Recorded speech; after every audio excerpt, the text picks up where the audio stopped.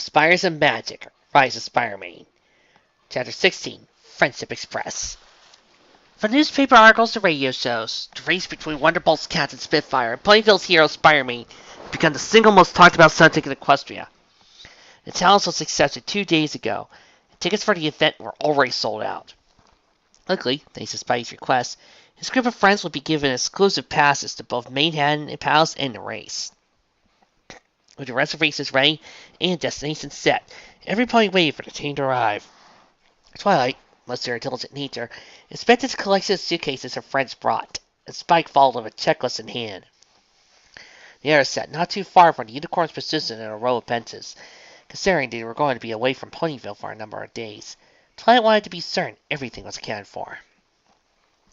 "Okay, Spike, are we ready to begin? We're on the clock," Twilight said, her eyes remaining locked on a pile of cases. "Is your friend always so thorough, Verity?" Octavia giggled, offering the designer a cup of tea. Verity playfully exhaled, using her match to retrieve the cut. "Please forgive Twilight, Octavia. She is not the type to take preparation lightly."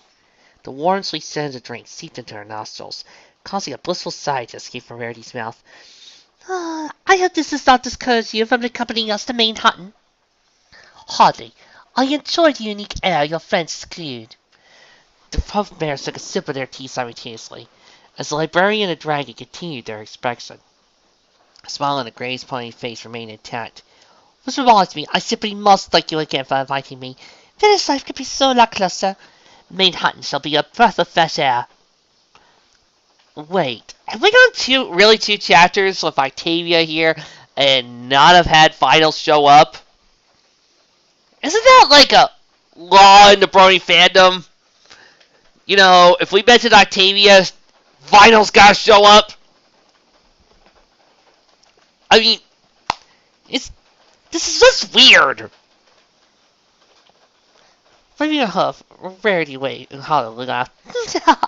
"There's nothing of it, dear. Your company is always welcome." However, Rarity smiled dismissed, an irritated frown falling in its place. Her royal blue irises opened slightly, but slammed shut once they landed on the blue unicorn sitting several feet away. "I can't say the same regarding certain others." Trixie, keeping her back turned, closed her eyes and huffed. Once news regarding the trip came to light, Trixie demanded to come along. While the others were present nonetheless, Fluttershy and Pinkie were not familiar with the unicorn, but Applejack, Rainbow Dash, and Rarity remembered Trixie all too well. The Ursa Meyer incident being impossible to forget. "Ha! You fool! Pinkie Pie was in Ghostbusted! She was right there in the background. If you go back and actually watch that episode, you'll see that Pinkie Pie was in the group of the ponies. Fluttershy was not. So, ha! Ha!" However, Twilight and Pierre gave no protest, allowing Trixie to come along for the journey and take the 10th spot in the train pass. At that point, the truth regarding Trixie's knowledge of Spider-Man's identity came to light, and every pony accepted the circumstance. Though Trixie was known throughout Equestria for her acts of fraud, it was best not to run the risk of some pony believing her. If some one pony spread a rumor, many would follow. And Pierre would not have a moment's peace, constantly hounded by the media or those who wished to do him harm. Rarity let out a very unladylike growl into her cup, its sound echoing through the glass. Only for Pierre's sake, she thought. Only for Pierre. "What is taking so long?" Trixie moaned as the early morning breeze brushed across her thin coat. The mare shuddered as a hint of contact, forcing her to pull her cape close to her body. Without her hat, a second breeze attacked, brushing through Trixie's silver blue mane. A strand of her mane fell between her eyes, leaving Trixie to moan for a second time. "The train was supposed to arrive ages ago!" "It's only been a few minutes, Your Highness. Try to be a little patient," Applejack mused, tapping her hoof against the bench. Trixie sharply turned with a venomous glare, and Applejack countered with a freckled scowl. Fortunately, before the situation could escalate, Pierre stepped between the two mares and placed his hose on her shoulders respectively. "Play nice, ladies," he grinned, causing both girls to turn their gazes from each other. The smile seemed to have been etched on the stallion's face, remaining intact since the night he accepted Spitfire's challenge. Perhaps he missed the city life, the web-swinging, skyscraper climbing, but Pierre could only contain his excitement for so long.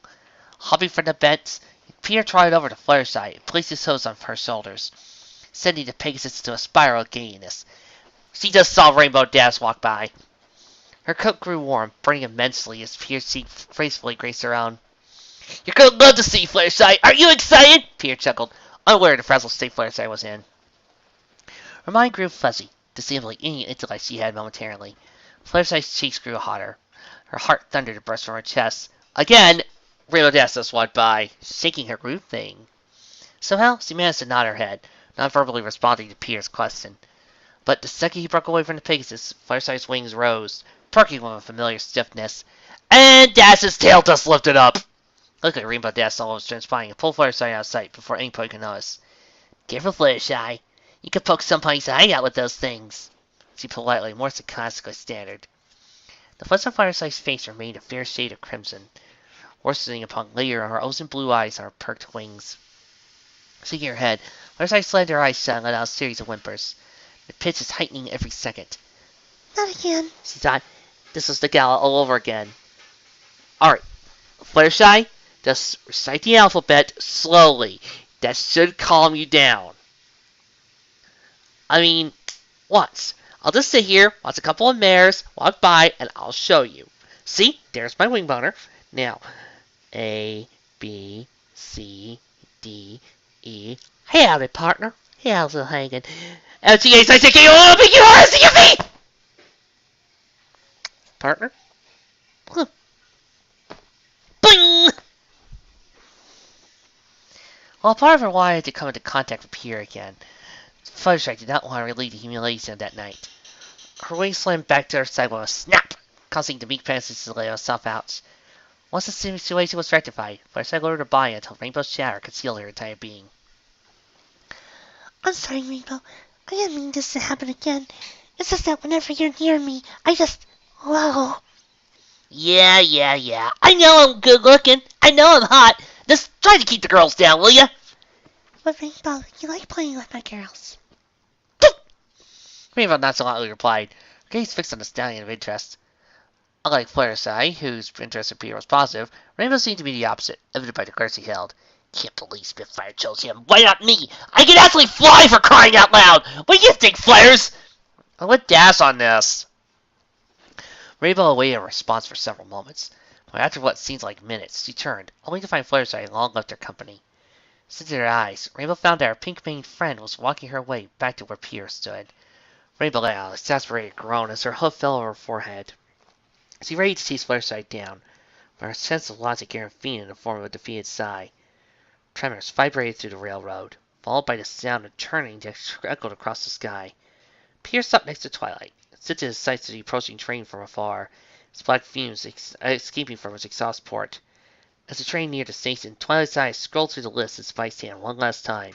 After a brief moment, the unicorn smiled, having finally completed the checklist.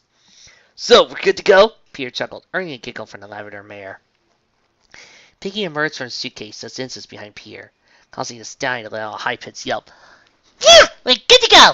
She said the last 3 times. I would say we're great to go," Piggy eagerly stated, hoping for the compliance face of her case. Once her case was closed, the eccentric mare bounced in place. "Victory, sweetheart! If I'm excited, I can't understand how you feel. Super excited? Super excited? Huh? What's this?" Pierre's heart had not yet recovered, remaining in an alarming place. Tapping himself against his chest, the stallion blankly murmured, "I'm ecstatic." Everyone left the benches and gathered around Twilight's position. It was then that all 10 individuals were identified, being Twilight, Rainbow Dash, Applejack, Rarity, Fluttershy, Pinkie Pie, Spike, Octavia, Trixie, and Peter. The train finally arrived at the station, its single coach brightening the scene with a yellow-blue design. Pierre watched the train with a furrowed brow, mind questioning if the locomotive was his predestined one, but sensing his doubt, Twilight edged over to his side, only inches apart. "See the Wonderbolts insignia?" she whispered, pointing at the symbol embedded in the door of the car. "This is definitely our ride." Pierre scratched the back of his head. Though there was only one card present, it made up for what it lacked in quantity through quality. The size surpassed that of a normal card greatly, and considering the small number of ponies present, this meant that there was room for every pony to do what they pleased, and then some. He sighed inwardly. It was a good thing Twilight told the headlines that Spider-Man would find his own way to Manhattan.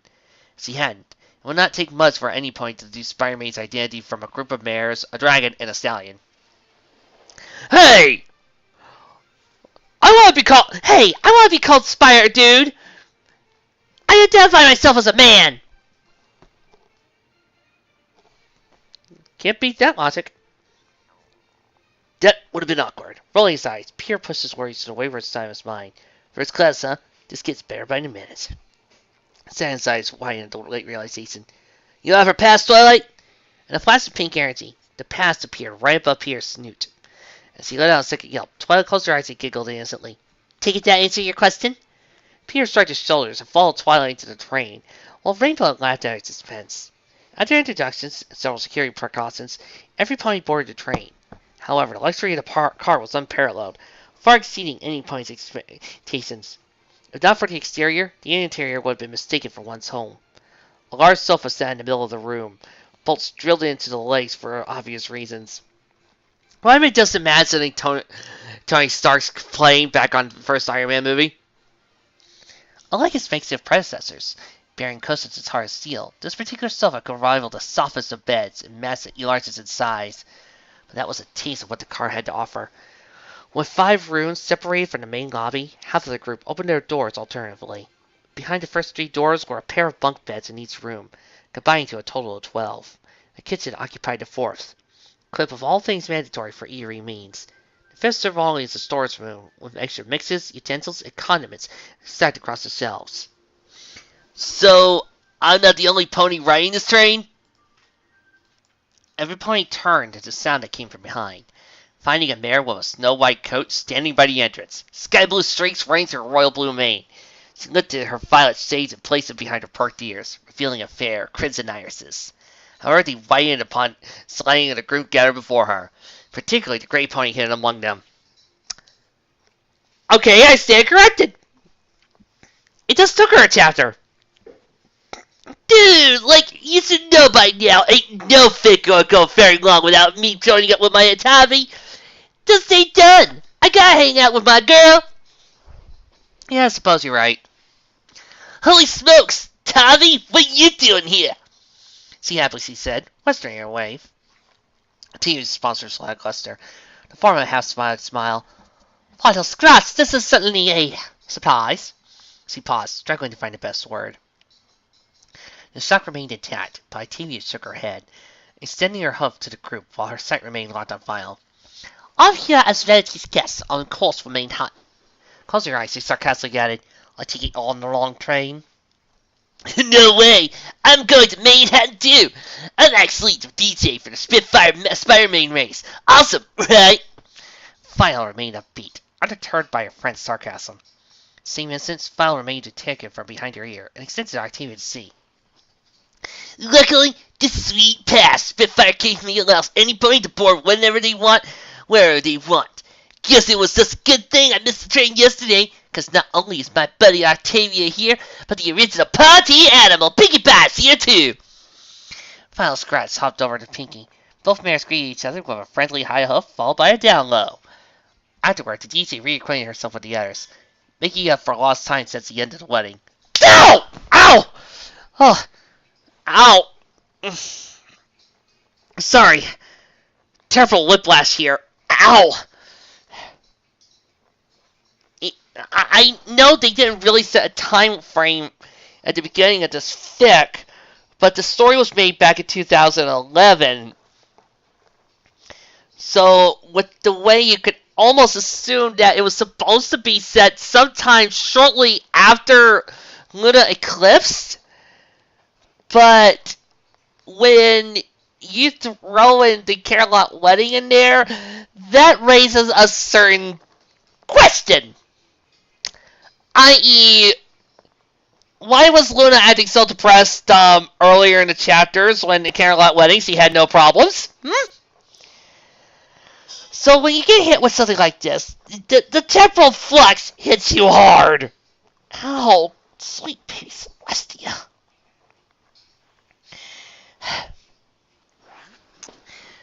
Peter broke away from the get-together, glass face first on the sofa, allowing the extended flame to sleek into the marshmallow-like cushion, and watched as the chauffeurs brought every pony's belongings onto the train.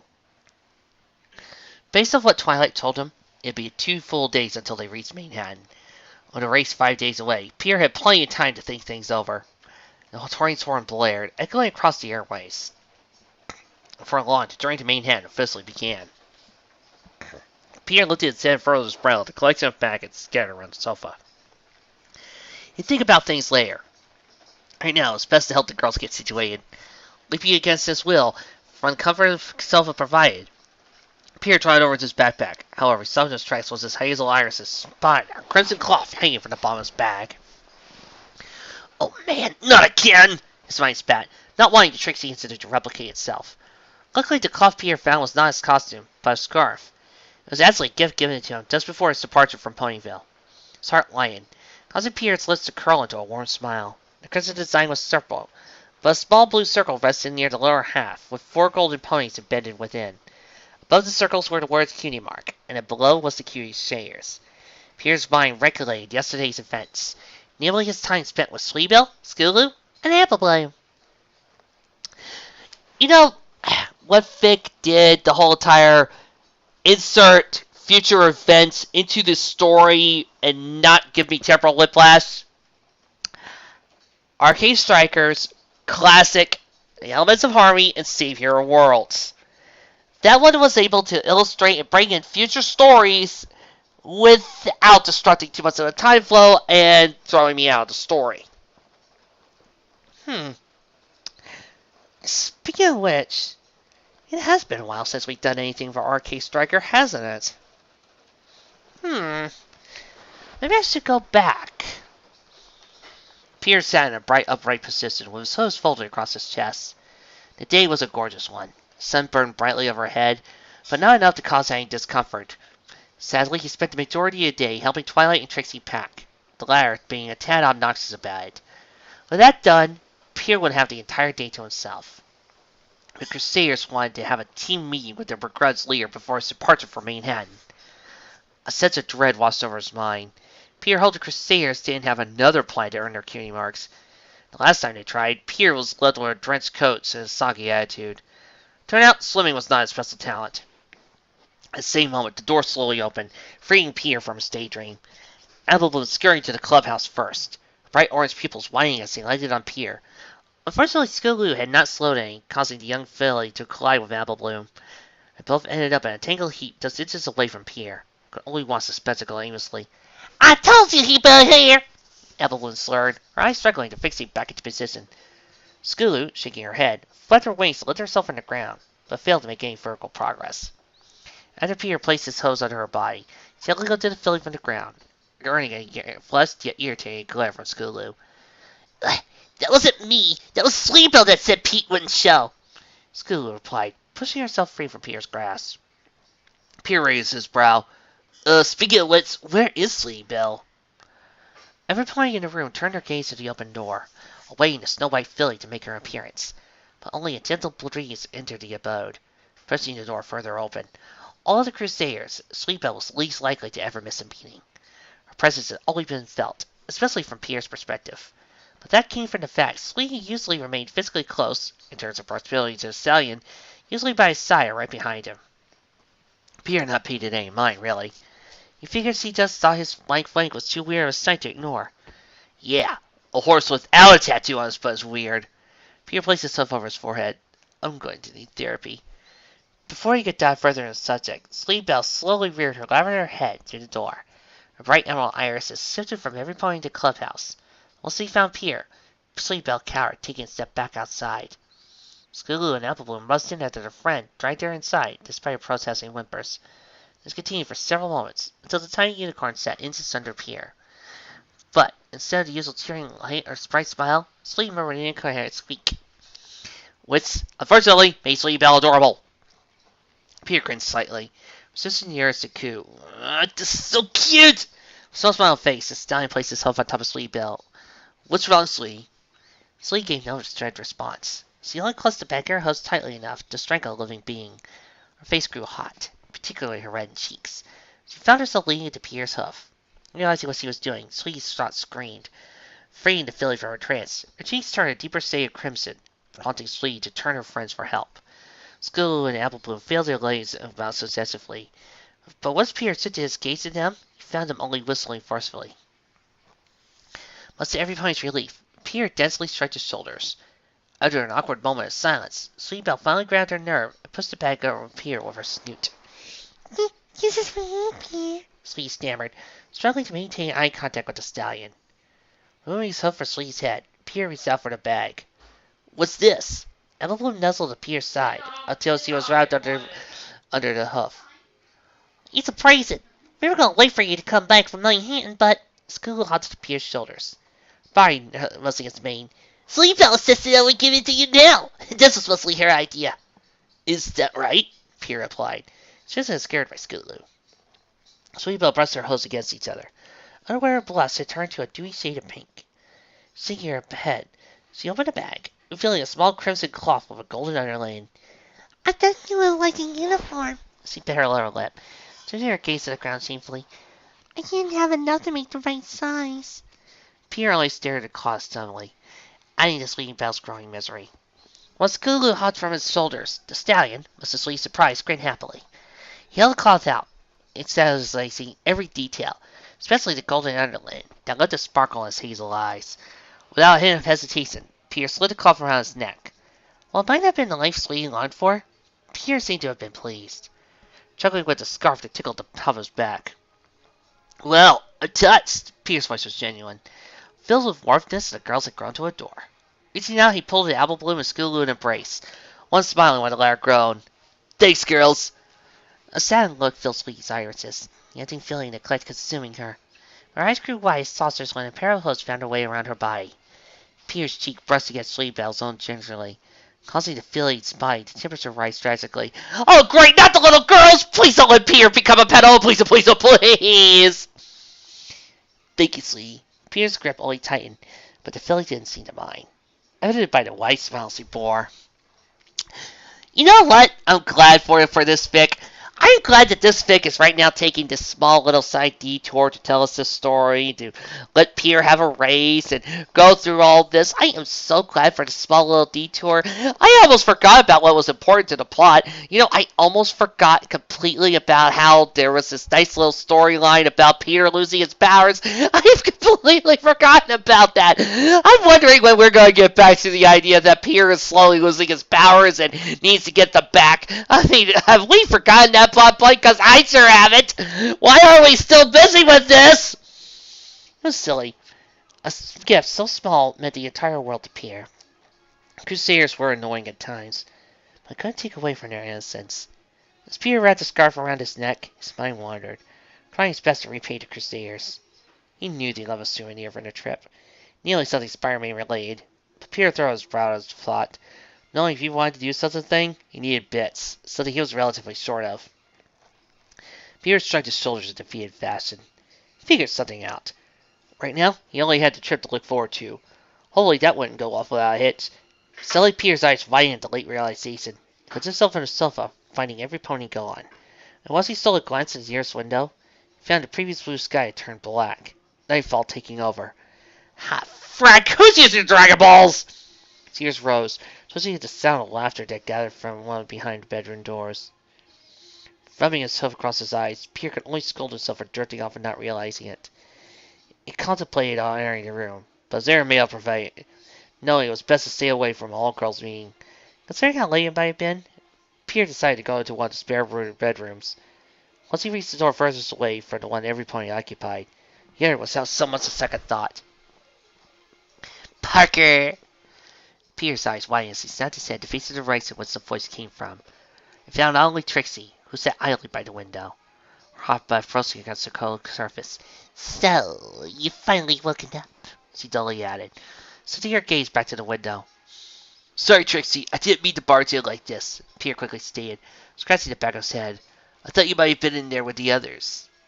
Trixie rolled his eyes. As if I associate with them. Trixie enjoys her space! Her tone seemed unusually forceful. Is this about what happened with that Ursa thingy? He inhaled deeply. The unicorn reopened her violet irises. An Ursa Minor, you twit! She paused, a sad frown on her face. Yes, it is. You want to talk about it? Pierre asked, almost too swiftly for his mind's liking. Trixie's frown lowered, moving the wrinkles of her lower half of her forehead. Pierre sat ready to make his exit, not wanting to be scolded for his curiosity, But oddly enough, Trixie's demeanor softened. She brought her hoof to cover the other, caressing gently. The frown on her face only deepened, masked only by the sadness generated in her large, glossy eyes. It's a long story, She whispered, her ears lowering to her silver-blue mane. That same instant, Pierre promptly turned, seeming to make his exit. But Trixie's eyes widened when she witnessed the stallion close the door to the room.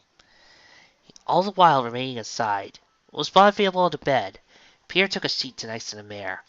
Unfortunately, sitting next to Twilight, who was sleeping with Trixie, if you know what I mean. It's a long train ride, he smiled. I've got time. Trixie's jaw fell before it slammed shut, forcing the mare to bite down her lower lip. However, she finally returned a smile with a small one of her own. All right, Parker, I'll bite.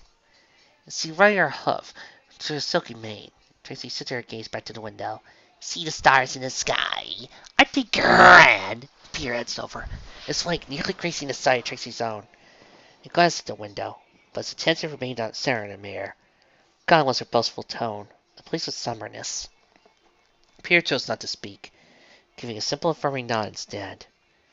Trixie turned to meet the stallion's gaze, while her lips curled in a smile, in stellar contrast with the sad look in her violet irises. It was no different, high and mighty for every point you seen. She stopped, bringing her hoof to cast a single tear that escaped from her eye. But like every star, my fame burned out, and I became nothing but a distant memory.